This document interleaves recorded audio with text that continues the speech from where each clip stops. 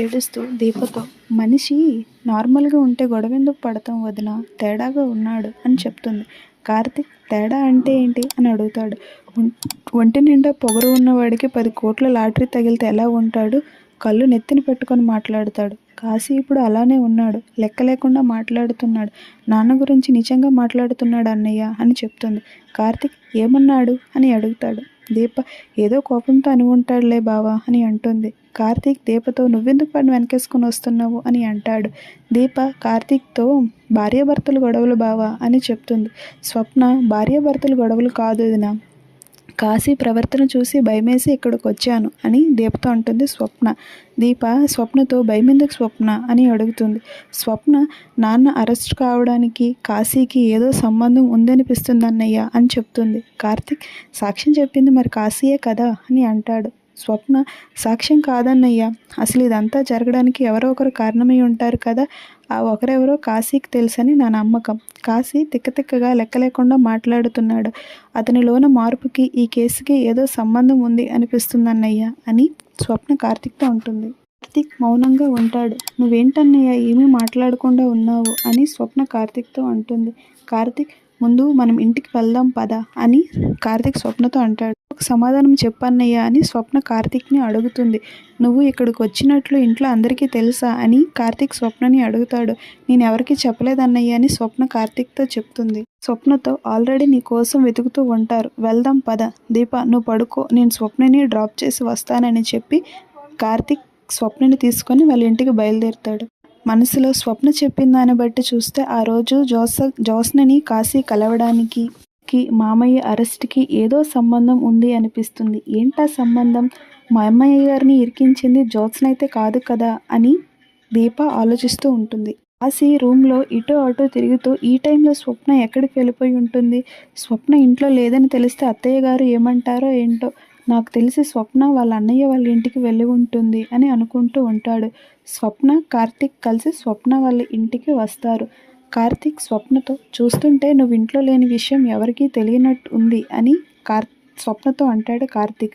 వెంటనే స్వప్న కొన్ని విషయాలు ఎవరికీ తెలియకపోతే బాగున్నయ్య, కానీ కొన్ని విషయాలు మాత్రం అందరికీ తెలియాలి అని అంటుంది. భార్యాభర్తల మధ్య భేదాభిప్రాయాలు ఉండాలి కానీ అనుమానాలు ఉండకూడదు స్వప్న అని కార్తీక్ చెప్తాడు. వెంటనే స్వప్న అవి భేదాభిప్రాయాలు కాదన్నయ్య, నిజాలు అని చెప్తుంది. ఇంతలో కాశీ అక్కడికి వచ్చి ఏంటా నిజాలు అని అడుగుతాడు స్వప్నని. అయినా స్వప్న నువ్వెక్కడికి వెళ్ళావు, నువ్వేంటి బావా ఈ టైంలో వచ్చావు అని కార్తీక్ని అడుగుతాడు. వెంటనే కార్తీక్ స్వప్న మా ఇంటికే వచ్చింది అని చెప్తాడు.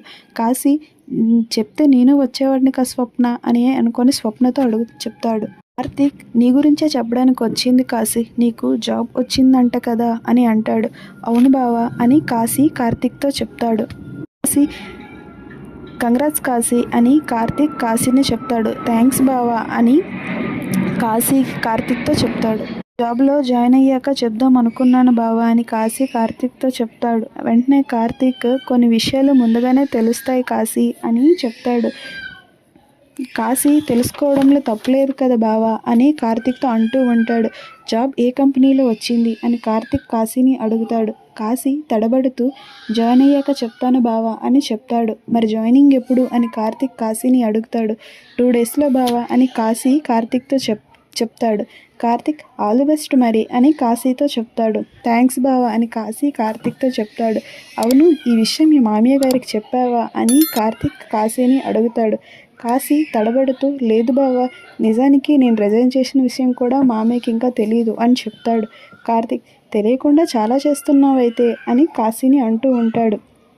కాశీ అంటే అన్ని విషయాలు చెప్పుకోలేం కదా బావా అని అంటూ ఉంటాడు. వెంటనే Karthik good Kashi, life long మనము ఎదగాలి, అందరితో పాటు ఎదగాలి. నువ్వు జాబ్కి వెళ్ళే టైంకి మామయ్య గారు లేకపోతే ఎలా చెప్పు? అల్లుడికి జాబ్ వచ్చిందంటే ఆయన చాలా హ్యాపీగా ఫీల్ అవుతారు కదా. మామయ్య గారు ఇప్పుడు స్టేషన్లో ఉన్నారు కదా బావా అని కాశీ కార్తీక్తో అంటూ ఉంటాడు. వెంటనే కార్తీక్ వస్తారు కాశీ, నువ్వు జాబ్కి వెళ్ళేటప్పటికి సెండ్ ఆఫ్ ఇవ్వడానికి వస్తారు. ఎందుకంటే ఈ ఫుడ్ కల్తీ కేసులో మా నాన్నకి ఇరికించింది ఎవరో నాకు తెలిసిపోయింది అని కార్తీక్ అంటాడు. వెంటనే కావేరి ఎవరు కార్తీక్, ఎవరు మీ నాన్నని ఇరికించింది అని అంటుంది. మీ నాన్న ఈ కేసులో ఇరుక్కుపోవడానికి కారణం ఎవరు అని కావేరి కార్తిక్ని అడుగుతుంది. ఎవరైనా సరే ఎంతో కాలం దాక్కొని ఉండలేరు చిన్నమ్మ. ఒకరోజు నటించవచ్చు, 2 రోజులు నటించవచ్చు, జీవితకాలం నటించలేరు కదా అని అంటుంది. కావేరి మీ నాన్నకి అందరూ శిక్ష పడుతుంది అని అంటున్నారు కార్తిక్ అని అంటుంది. శిక్ష పడుతుంది, తప్పు చేసే వాళ్ళకి శిక్ష పడుతుంది కానీ మా నాన్నకి కాదు చిన్నమ్మ అని కార్తిక్ కావేరితో అంటాడు. నేరస్తులు ఎవరో దొరికారు అని అన్నానుగా, నాన్న త్వరలోనే బయటకు వస్తారు, మీరంతా జాగ్రత్తగా ఉండండి. కాశీ నువ్వు కూడా జాగ్రత్తగా ఉండు అని కాశీతో కార్తిక్ అంటాడు. స్వప్న నాన్నని ఇరికించింది ఎవరైనా సరే వదిలిపెట్టద్దన్నయ్య అని కార్తిక్తో అంటుంది. కార్తిక్ అలా ఎలా వదిలిపెడతాను స్వప్న, ఇరికించింది మా నాన్నని కదా, నేను విడిచిపెట్టను అని కార్తిక్ స్వప్నతో అంటాడు. దీప ఆలోచిస్తూ బావ ఇంకా రావట్లేదేంటి, అక్కడ గొడవేం జరగలేదు కదా అని అనుకుంటూ ఉంటుంది. ఇంతలో కార్తిక్ వచ్చి నిన్ను పడుకోమన్నాను కదా అని దీపతో అంటాడు. నేనేమైనా చిన్నపిల్లనా బావా, పడుకోమని చెప్పగానే వెళ్ళి పడుకోవడానికి అని దీప కార్తిక్తో అంటుంది. మొగుడితో గొడవపడి ఆడపడుచు అర్ధరాత్రి ఏడ్చుకుంటూ వచ్చింది. స్వప్న చెప్పిన దానికి ఏం సమాధానం చెప్పకుండా నువ్వు తీసుకుని వెళ్ళిపోయావు. అక్కడ ఏం జరుగుతుందో నువ్వేం చేస్తావో తెలీదు. ఏ టైంలో ఏ ఫోన్ వచ్చి ఏం వింటానో అని భయపడుతూ నీకోసం ఆలోచిస్తూ కూర్చొని ఉన్నాను అని దీప కార్తిక్తో అంటుంది. నువ్వు కూడా బాగానే అరుస్తున్నావు అని కార్తిక్ దీపతో అంటాడు. వెంటనే దీప ఇలా మాట్లాడకపోతే నువ్వు నన్ను మాట్లాడనీయట్లేదు కదా అని కోపంతో కార్తిక్తో అంటుంది. కార్తిక్ దీపతో ఎవరైనా లేచారా అని అడుగుతాడు. వెంటనే దీప అందరూ ముసుగు కప్పుకొని మరీ పడుకున్నారు అని చెప్తుంది. సరే మనం కూడా పడుకుందాం పద అని కార్తిక్ దీపతో అంటాడు. వెంటనే దీప ఫస్ట్ అక్కడ ఏం జరిగిందో చెప్పు బావా అని అడుగుతుంది. మామయ్య గారిని బయటికి తీసుకురావడానికి ఏదో ఒక దారి దొరకాలి అన్నావు. స్వప్న మాటలు విన్నాక దారి దొరికింది అని అనిపించింది. నువ్వు కాశీతో మాట్లాడావా బావా అని దీప కార్తిక్ని అడుగుతుంది. కార్తిక్ స్వప్నది అనుమానం మాత్రమే దీప అని చెప్తాడు. అదే కాశీని అడగొచ్చు కదా అని దీప కార్తిక్ని అంటుంది. జాబ్ గురించి అడిగాను, స్వప్న చెప్పిందే కాశీ కూడా చెప్పాడు అని కార్తిక్ అంటాడు దీపతో. మాటల్లో పొగరు ఉంది. మా నాన్న విషయంలో కాశీ ఎక్కడో హర్ట్ అయ్యాడు. అందుకే మా నాన్న మాట్లాడిన మాటలు రికార్డ్ చేసి మరీ పోలీస్ స్టేషన్లో ఇచ్చాడు. కానీ మా నాన్నని పోలీసులు అరెస్ట్ చేసింది కల్తీ అయిన ఫుడ్ సప్లై చేశాడని కదా. దానికి ఎఫెక్ట్ అయిన వాళ్ళు హాస్పిటల్లో ఉన్నారు. మా నాన్న పోలీస్ స్టేషన్లో ఉన్నాడు. మా నాన్న తప్పు చేశాడు అంటే చేయలేదు. మరి ఎవరు చేశారు అని కార్తిక్ దీపతో చెప్తూ బాధపడుతూ ఉంటాడు. ఈ అవసరం ఎవరికుంది అని కార్తిక్ దీపను అడిగితే దీప జోష్నకి అని చెప్తుంది. ఈ కేసులో మనం అనుమానిస్తున్న కాశీ జోష్నను కలిశాడని నువ్వు చెప్పావు. సరే, ఈ కోణం నుంచే మనం ఆలోచిస్తున్న ఫుడ్ కల్తీ చేసే అవసరం ఎవరికి ఉండాలి అని కార్తిక్ దీపను అడిగితే దీప జోష్న అని చెప్తుంది. మరి కాశీకి జాబ్ ఇచ్చింది ఎవరు అని కార్తిక్ అంటూ ఉంటాడు. దీప తెలీదు అని అంటుంది. మరి కాశీని అడిగావా అని దీప అడిగితే కార్తిక్ నేను అడగలేదు అని అంటాడు. దీప చెప్పలేదు అంటే ఏంటి అని అర్థం, గట్టిగా అడగాలి కదా అని కార్తిక్ని అంటుంది. కార్తిక్ మన అనుమానమే నిజమైతే జోష్నాకి కాశీకి మధ్యలో ఎవరో ఉన్నారు అని అనుమానం పడుతూ ఉంటాడు. ఆ ఎవరో మనకి తెలియాలంటే కాశీని అడిగితే మనకు చెప్తాడా అని కార్తిక్ దీపను అడుగుతాడు. దీప చెప్పడు బావా అని చెప్తుంది. వెంటనే కార్తిక్ చెప్పడు కదా, ఇంకా అసలైన వాళ్ళు ఎవరైతే ఉన్నారో వాళ్ళు కూడా జాగ్రత్త పడతారు అని చెప్తాడు. అందుకే కాశీతో నార్మల్గా మాట్లాడాను.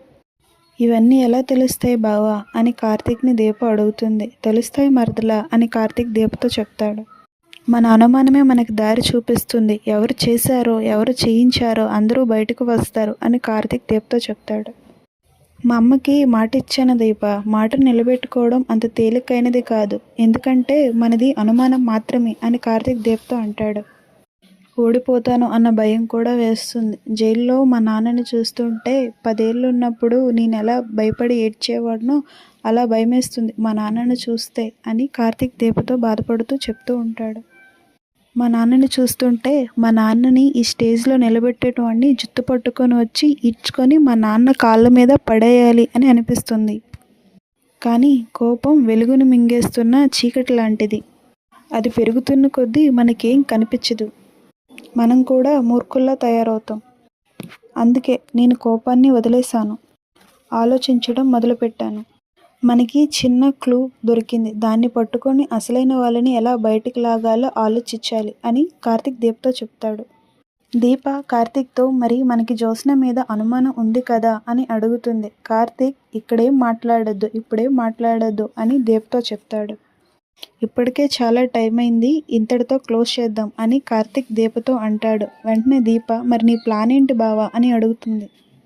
అన్నీ ఇప్పుడే చెప్పిస్తే రేపు నీకు సర్ప్రైజ్లు ఏమి ఉండవు మరదలా అని కార్తీక్ దీపతో అంటాడు. టైటిల్స్ ఇప్పుడే కదా పడ్డాయి, సినిమా రేపు చూపిస్తాను అని అంటాడు. నీకు కాదు వాళ్ళకి అని అంటాడు కార్తీక్ దీపతో. పారిజాతం జ్యోత్స్నతో నిజం చెప్పవే అని అడుగుతుంది. జ్యోత్స్న ఏం చెప్పాలి అని అడుగుతుంది. వెంటనే పారిజాతం ఇప్పటి వరకు అల్లుడు నిజంగానే తప్పు చేస్తే జైల్లో ఉన్నాడు అని అనుకుంటున్నాను, కానీ కార్తీక్ గాడి మాటలు విన్న తర్వాత కొత్తగా అనుమానం వచ్చింది అని పారిజాతం జ్యోత్స్నని అడుగుతుంది. జ్యోత్స్న ఏంటది అని పారిజాతంను అడుగుతుంది. జ్యోత్స్న పారిజాతంతో ఉంది అనుకో అని అంటుంది. వెంటనే పారిజాతం ఉంది అని అనుకోవడం ఏంటే అని అడుగుతుంది. ఉందా లేదా అని పారిజాతం జ్యోత్స్నతో గట్టిగా అడుగుతుంది. కంపెనీలో నేను చేసిన తప్పులన్నీ బయటపెట్టి నా ఇంట్లో నా వాళ్ళ ముందే నన్ను దోషిలా బయట పెడతాను అనుకున్న మామయ్యని అంతలా వదిలిపెడతానని ఎలా అనుకున్నావు అని జ్యోత్స్న పారిజాతంతో అంటుంది. పారిజాతం అంటే ఫుడ్ కల్తీ అవ్వడానికి రీజన్ నువ్వేనా అని అడుగుతుంది జ్యోత్స్నతో. అవును నేనే అంటుంది జ్యోత్స్న. కాశీతో సాక్ష్యం చెప్పించింది కూడా నువ్వేనా అని అడిగితే అవును నేనే చేయించాను అని చెప్తుంది జ్యోత్స్న. బెయిల్ రాకపోవడానికి కారణం కూడా నువ్వేనా అని పారిజాతం ఆశ్చర్యంతో జ్యోత్స్నని అడిగితే అవును నేనే కారణం అని జ్యోత్స్న చెప్తుంది. ఏంటి నువ్వు ఇంత కిరాతకంగా ఉన్నావు, హాస్పిటల్లో ఉన్నవాడు ఎవరైనా చచ్చిపోతే అని పారిజాతం జ్యోత్స్నను అడుగుతుంది. జ్యోత్స్న శ్రీధర్ మామయ్య జైలుకి వెళ్తాడు అని ఈజీగా చెప్తుంది. ఈలోగా కార్తీక్ గాడు నిజాలన్నీ లాగితే నువ్వు ముందల జైలుకి వెళ్తావు అని పారిజాతం జ్యోత్స్న అడుగుతుంది. నేనెందుకు వెళ్తాను అని జ్యోత్స్న పారిజాతంని అడిగితే పారిజాతం ఇవన్నీ చేయించింది నువ్వే కదా అని అంటుంది. జ్యోత్స్న చేయించాను అని చెప్పాను కానీ చేశాను అని నీకు ఎక్కడైనా చెప్పానా అని పారిజాతంతో అంటుంది. ఎవరితో చేయించావే అని పారిజాతం ఆలోచిస్తూ ఉంటుంది. పారిజాతం ఆలోచిస్తూ అంటే ఈ పాపాలన్నీ కాశీతో చేయించావా, అయ్యయ్యో ఇవన్నీ బయటపెడితే జైలుకి వెళ్ళేది కాశీగాడా అని పారిజాతం ఆశ్చర్యపోతూ బాధపడుతూ ఉంటుంది. అయ్యో నువ్వు తమ్ముడికి హెల్ప్ చేస్తానని వాడి మెడకే ఉరివేస్తావా, ఉండు ఇప్పుడే ఈ విషయం అందరికెళ్ళి చెప్తాను అని పారిజాతం జ్యోత్స్నని చెప్తుంది. జ్యోత్స్న పారిజాతంతో వెళ్ళు హాల్లోకి కాదు నడి రోడ్డు మీదకి వెళ్ళి నలుగురిని పోగేసుకొని చెప్పు అని అంటుంది పారిజాతంతో. నీ గొంతు సరిపోదేని అనుకుంటే మైక్ పట్టుకొని చెప్పు అని జ్యోత్స్న పారిజాతంతో అంటే వెంటనే పారిజాతం జ్యోత్స్నతో ఏమీ బెదిరిస్తున్నావా అని అడుగుతుంది. చూడు గ్రాని, నిజాలు బయటపడినా మన వరకు రాకుండా అంతా ప్లాన్ చేశాను. ఇంకా కాశీ గురించి అంటావా, వాడు నా తమ్ముడు, వాడికి ఎంత మంచి లైఫ్ ఇచ్చానో వాడి మాటల్లో నువ్వే విను అని మొబైల్ చూపిస్తుంది జ్యోత్స్న పారిజాతంకి. జ్యోత్స్న కాశీకి ఫోన్ చేస్తుంది. కాశీ లిఫ్ట్ చేసి కాశీ అని అడుగుతుంది. వెంటనే కాశీ చెప్పక్క అంటాడు. జ్యోత్స్న నువ్వు హ్యాపీయే కదా కాశీ అని కాశీని అడుగుతుంది. కాశీ హ్యాపీయేనక్క, అంతా హ్యాపీయేనక్క, ఇదంతా నీ వల్లేనక్క అని కాశీ జ్యోత్స్నతో అంటూ ఉంటాడు. జ్యోత్స్న ఈ అక్క నీ కోసం చాలా చాలా చేస్తుంది తమ్ముడు, ఇవన్నీ మన మధ్యలోనే ఉండాలి అని కాశీకి చెప్తుంది. కాశీ సరే అక్క అని జ్యోత్స్నతో అంటాడు. ఉంటాను తమ్ముడు అని ఫోన్ కట్ చేసేస్తుంది. విన్నావా అని జ్యోత్స్న పారిజాతంని అడుగుతుంది. పారిజాతం విన్నానే అని అంటుంది. నువ్వు కాశీగడి జీవితం బాగు చేశావని నాకు అర్థమయ్యిందే, కానీ మన లెక్కలు బయటపడితే అని భయపడుతూ ఉంటుంది. వెంటనే జ్యోత్స్న లెక్కలు ఉంటే కదా బయటపడడానికి అని అంటుంది. పారిజాతం మరి వాటిని ఏం చేశావే అని అడుగుతుంది. జ్యోత్స్న మన కంపెనీలో లేకుండా చేశాను అని అంటుంది. ఇవన్నీ ఎలా చేశావే అని పారిజాతం జ్యోత్స్నని అడిగితే జ్యోత్స్న ఇవన్నీ నీకు చెప్పలేని గ్రాని, అకౌంట్స్ అన్నీ వేరే చోట సేఫ్గా ఉన్నాయి, ఏం చేసినా నాకు నా తమ్ముడికి ఏం ప్రాబ్లం రాదు అని పారిజాతంతో చెప్తుంది. నువ్విప్పుడు హ్యాపీయే కదా అని పారిజాతంని అడుగుతుంది. హ్యాపీనేనే, ఇప్పుడు ఊపిరి పీల్చుకుంటున్నాను అని పారిజాతం జ్యోత్స్నని అంటుంది. నువ్వు ఊపిరి గ్రాని, నేను కాశీగాడిని నా అవసరాల కోసం మాత్రమే వాడుకుంటున్నాను, ఆ విషయం నీకు తెలీదు, బావ నన్ను ఏమీ చేయలేడు అని జ్యోత్స్న మనసులో అనుకుంటుంది. జోష్న టీ తాగుతూ స్టేషన్లో సకల మర్యాదలు జరుగుతున్నాయో లేదో నువ్వు ఒకసారి చూసి రావాల్సింది అని పారిజాతంతో అంటుంది. పారిజాతం ఎవరికి అని అంటుంది. వెంటనే జోష్న మీ అల్లుడికి అని అంటుంది. కొడుకున్నాడుగా, అక్కడే పడిగాపులు కాస్తూ ఉంటాడులే అని పారిజాతం జోష్నతో అంటుంది. స్టేషన్ దగ్గర పడిగాపులు కాయడానికి మా నాన్న దొంగతనమో మర్డరో చేయలేదు పారు అని కార్తీక్ పారిజాతంతో అంటాడు. పారిజాతం ఒక్కసారిగా షాక్ అవుతుంది. ఎవరో చేసిన తప్పుని నెత్తి మీద వేసుకొని వెళ్ళాడు అని కార్తీక్ పారిజాతంతో అంటాడు. ఇందులో పారిజాతం ఒరే ఒరే నువ్వా అని అంటుంది. కార్తీక్ అవును నేనే అనుకొని పారిజాతంతో అంటాడు. కళ్ళే మన కాకులెత్తుకెళ్ళాయా అని కార్తీక్ పారిజాతంతో అంటాడు. కార్తీక్ పారిజాతంతో నేను నాలా కనిపించట్లేదా, నేను నాలా వినిపించట్లేదా అని అడుగుతాడు. కనిపించట్లేదనుకో కళ్ళజోడు మార్చాలి, వినిపించట్లేదనుకో చెవి మిషన్ మార్చాలి అని పారిజాతంతో కార్తీక్ అంటూ ఉంటాడు. ఒరే నా కళ్ళు చెవులు బాగానే పనిచేస్తున్నాయిలే అని పారిజాతం అంటుంది. వెంటనే కార్తీక్ మరి నువ్వేనా అని అడగడం ఎందుకో అని కార్తీక్ పారిజాతంతో అంటాడు. మీ నాన్న స్టేషన్లో ఉంటే ఏడుస్తూ ఉన్న మీ అమ్మని ఓదారుస్తూ గుండెలు బాదుకుంటూ ఇంటి దగ్గరే ఉంటావనుకున్నాన్రా అని పారిజాతం కార్తీక్తో అంటే వెంటనే కార్తీక్ అంత గుండెలు బాదుకొని బాధపడాల్సిన అవసరం ఏంటో అని అంటూ ఉంటాడు. తప్పు చేసి అరెస్ట్ అయిన మీ నాన్న గురించిరా అని పారిజాతం కార్తీక్తో అంటుంది. పాపం కట్టుకున్న భార్యలిద్దరూ బాధపడరా అని అంటుంది పారిజాతం. ఏం తప్పు చేయకుండానే మా నాన్న స్టేషన్కి వెళ్ళాడు, కొంతమంది తప్పు చేసి కూడా మాత్రం దర్జాగా బయట తిరుగుతున్నారు అని కార్తీక్ పారిజాతంతో అంటాడు. నువ్వు అన్నది నిజమా అయితే తప్పు చేసింది ఎవర్రా అని పారిజాతం కార్తీక్ని అడుగుతుంది. వెంటనే కార్తీక్ పెదమేడం గారు అని జోష్నను చూపిస్తూ అంటాడు. ఏంటి మా జోష్న తప్పు చేసిందా అని పారిజాతం కార్తీక్ని అడిగితే నువ్వన్నీ ఇంతే పారు, నీకు కంగారు ఎక్కువ, పెదమేడం గారికి తెలుసుంటుందేమో అనే లోపే పెదమేడం గారు తప్పు చేశారు అని అంటున్నావు అని కార్తీక్ పారిజాతంతో అంటాడు. అంటే పెదమేడం గారు తప్పు చేసి ఉంటారని నీకు అనుమానంగా ఉందా అని కార్తీక్ పారిజాతంతో అంటే పారిజాతం నా మనవరాలు తప్పు చేయదురా అని పారిజాతం కార్తీక్తో అంటుంది. ఈలోగా కార్తీక్ ఏం పెదమేడం గారు మీరేమంటారు అని జోష్నాని అడిగితే జోష్న ఏం మాట్లాడతాం బావా, మనుషుల్ని నమ్మించి మోసం చేయడం మీ రక్తంలోనే ఉన్నట్టు ఉంది. మామయ్యని అత్తయ్య నమ్మింది, మోసం చేశాడు. నేను నిన్ను నమ్మాను, మోసం చేశావు. మా తాత మీ నాన్నని నమ్మాడు, ఆయన కూడా మోసం చేశాడు అని జోష్న కార్తీక్తో అంటుంది. జోష్న కార్తీక్తో నీ ప్లేస్లో నేను ఉంటే నా మొహం అసలు ఎవరిని చూపించుకునేదాన్ని కాదు అని అంటుంది. వెంటనే కార్తీక్ తండ్రి తప్పు చేశాడు అంటే నువ్వు నమ్ముతావేమో కానీ నేను నమ్మను అని అంటాడు కార్తీక్. ఇంతలో పారిజాతం కార్తీక్తో రే నువ్వు నమ్మినా నమ్మకపోయినా మీ నాన్న జైలుకు వెళ్లాల్సిందే అని అంటుంది. వెంటనే కార్తీక్ జస్ట్ వెయిట్ పారు అని అంటాడు.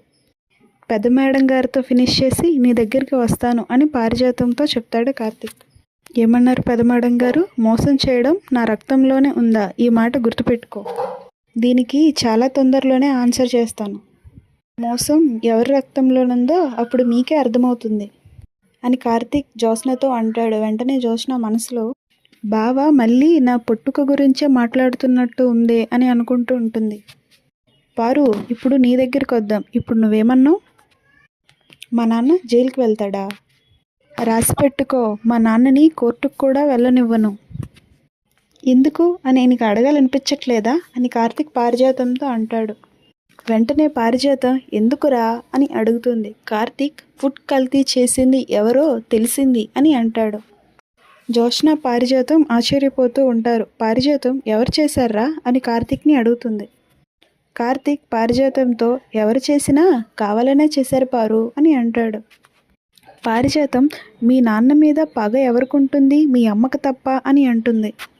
కార్తీక్ గుమ్మడికాయల దొంగ ఎవర్రా అంటే నువ్వెందుకు భుజాలు తడుముకుంటావు, ఎవరు తప్పు చేశారో ఎందుకు చేశారో ఏం ఆశించి చేశారో అన్నీ తెలుస్తాయి అని కార్తీక్ అంటాడు. జోష్న అయితే లేటెందుకు బావా, ఆ మనిషి ఎవరో చెప్పు అని కార్తీక్ని అడుగుతుంది. కార్తీక్ ఆల్రెడీ పోలీస్ స్టేషన్లో చెప్పాను అని అంటాడు. పారిజాతం పట్టుకు పొమ్మనా అని అడుగుతుంది. కార్తీక్ పట్టుకొని వెళ్ళడానికి రెడీగా ఉండండి అని చెప్పాను అని కార్తీక్ అంటాడు. పారిజాతం పట్టించేదెప్పుడో అని అంటుంది. కార్తీక్ ఆధారాలు దొరికేటప్పుడు అని అంటాడు. పారిజాతం ఆధారాలు దొరికేటప్పుడో అని అంటుంది. కార్తీక్ నేనిప్పుడు అదే పనిలో ఉన్నాను అని అంటాడు. పారిజాతం దొరకగానే చెప్పరా అని అంటుంది. వెంటనే కార్తీక్ చెప్పడాలు ఉండవు. మా నాన్నని ఎలా అయితే అందరి ముందల అరెస్ట్ చేయించారో అదే విధంగా నేను కూడా చేయిస్తాను అని అంటాడు కార్తీక్.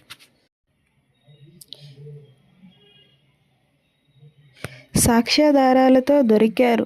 ఎవరైతే మా నాన్నని అరెస్ట్ చేయించారో వాళ్ళకి తొందరలోనే బుద్ధి చెప్తాను అని కార్తీక్ అంటాడు. మళ్ళీ జీవితంలో తప్పు చేయాలంటే ఈ కార్తీక్ గుర్తు రావాలి. ఆ రేంజ్లో బుద్ధి చెప్తాను. ఆ వేడుక చూడడానికి అంతా సిద్ధంగా ఉండండి అని కార్తీక్, దీప, పారిజాతం జ్యోత్స్నతో చెప్తాడు. జ్యోత్స్న పారిజాతంతో దీప గ్రాని బావే కనిపిస్తున్నాడు, దీపేది అని అడుగుతుంది. వెంటనే పారిజాతం అది చీపురు పట్టుకొని నీ రూమ్ వైపు వెళ్ళడం చూశానే అని అంటుంది.